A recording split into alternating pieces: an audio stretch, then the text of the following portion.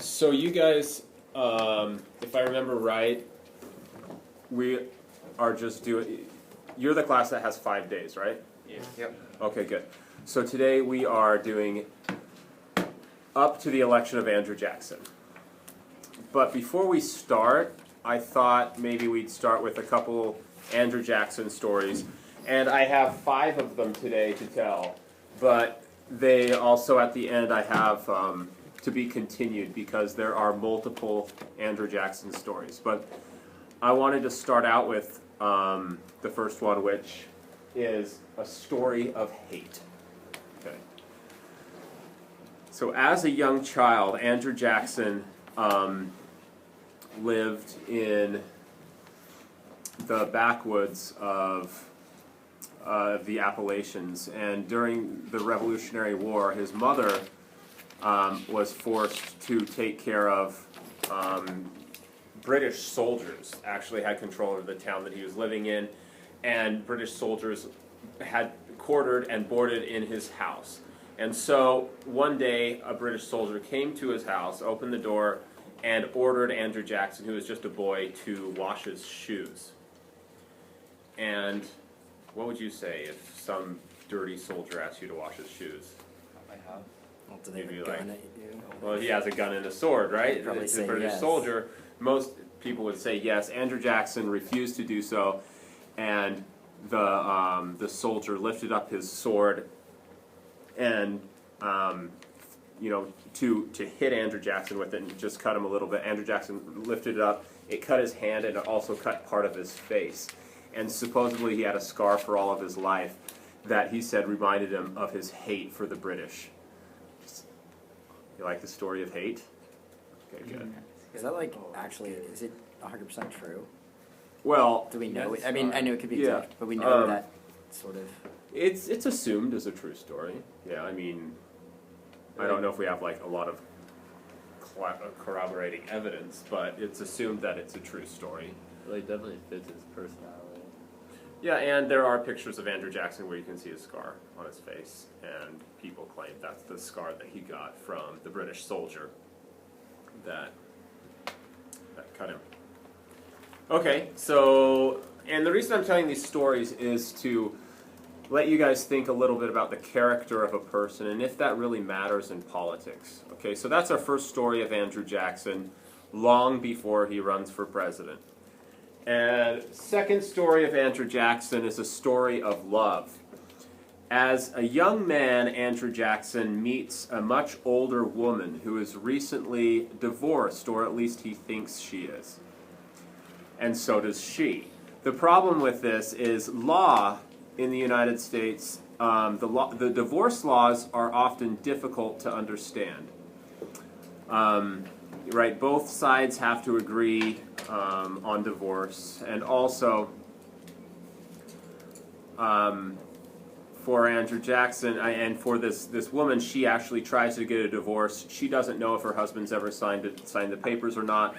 Well, anyway, Andrew Jackson ends up falling in love with her and is married to her through common law, which is not through the actual government, but is a common law marriage, which don't happen too much today, but happened all of the time back then.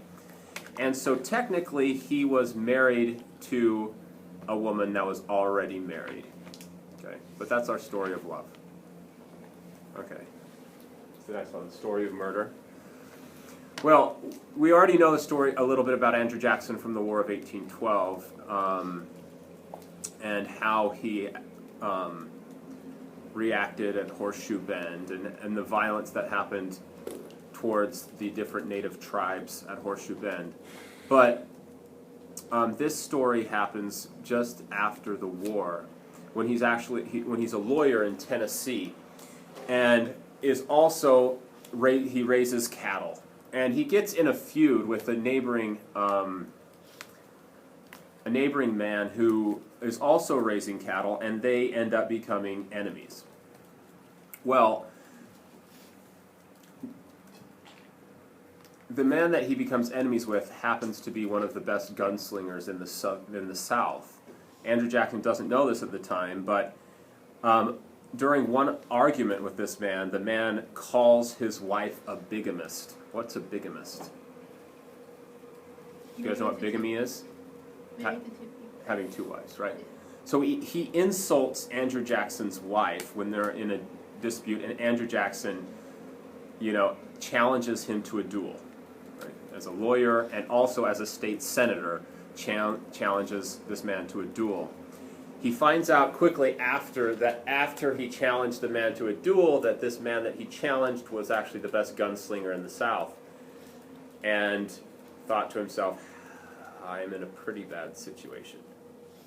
I have a question. For their duels, was it the kind of duel where whoever was fastest to get their gun out and shoot, or is it where you'd walk 10 paces and then turn around and shoot at the same time? Walk 10 paces, turn around, and the quickest one. Isn't that what do you mean the first one? I mean, I just the Western movies where they're standing there waiting and it's versus you walk and then you turn and both. This is duels of honor, so based off of the English tradition of paces, turning around, and rules that are associated with them. Okay.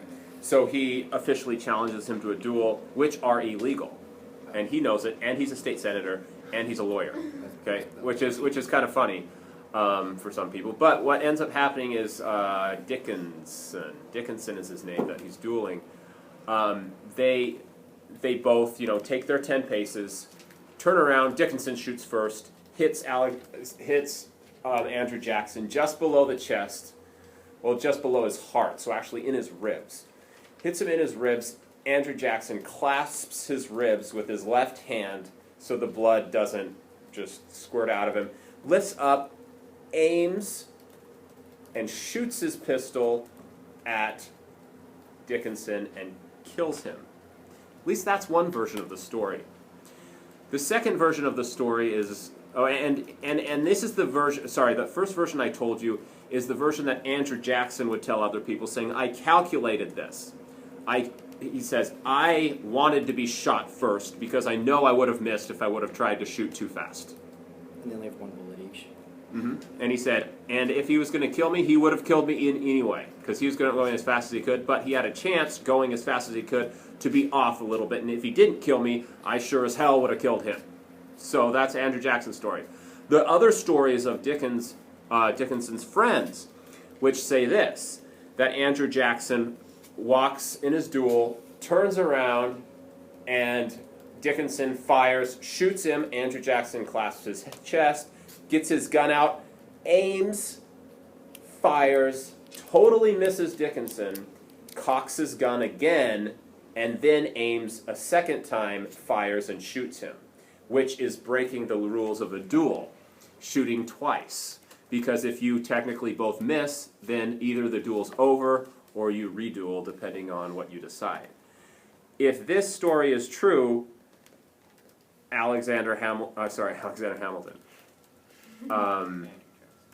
Andrew Jackson is technically a murderer, right? If Andrew Jackson's story is true, he still technically is a murderer because this is